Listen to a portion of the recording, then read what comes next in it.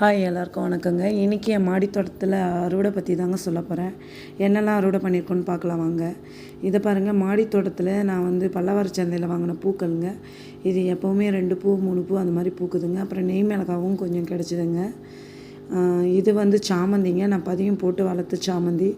இதுவுமே பூக்கள் பூக்க ஆரம்பிச்சிருக்குங்க. அப்புறம் பாவக்காவும் ஒரு 2 காய் கிடச்சிருக்குங்க. பையனுக்கு கொஞ்சம் கோல்டும் ஃபீவருமா இருக்கிறதுனால அவனுக்கு கொஞ்சம் கஷாயம் போட்டு கொடுக்கலான்ட்டு மாடி தோட்டத்துலேருந்து ஹெர்பல்ஸ் கொஞ்சம் எடுத்துகிட்டு வந்தாங்க. இது பூனை மீசைங்க.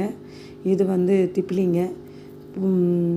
இதெல்லாம் கொஞ்சம் போட்டு கஷாயம் மாதிரி வெத்தலை, திப்பிலி, அப்புறம் கற்பூரவள்ளி இதெல்லாம் போட்டு இஞ்சி பூண்டு, மிளகு, ஜீரகம் இதெல்லாம் போட்டு தட்டி போட்டு நல்லா கொதிக்க வச்சு அந்த தண்ணி ஃபில்ட்ரு பண்ணி கொடுத்தோன்னா அந்த கோல்டு கொஞ்சம் நேரத்தில் வெளியே தண்ணி மாதிரி வேர்த்து வெளியே வந்துடுதுங்க. அப்புறம் இது அவுரி விதைகள்ங்க. இதுவுமே எனக்கு வர ஆரம்பிச்சிருக்குங்க. மாடி தோட்டத்தில் இண்டிகோன்னு சொல்லுவாங்க. அதாவது இது முடியை கருமையாக்குற தன்மை இந்த செடிக்கு உண்டுங்க. அப்புறம் இது கருவேப்பிலைங்க. மாடி தோட்டத்திலே ஃப்ரெஷ்ஷாக எனக்கு கருவேப்பிலையும் கிடச்சிக்குதுங்க வீட்டுக்கு தேவையான அளவு. அப்புறம் கொஞ்சம் சமையலுக்காக புதினா கொஞ்சம், அப்புறம் ஹால் ஸ்பைசஸ் அதுவும் கொஞ்சம் எடுத்துகிட்டு வந்தேங்க.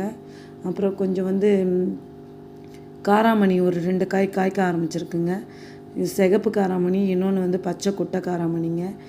அப்புறம் கத்திரிக்காயில் ஊதா கொத்து கத்திரி 2 காய் கிடச்சிருக்குங்க.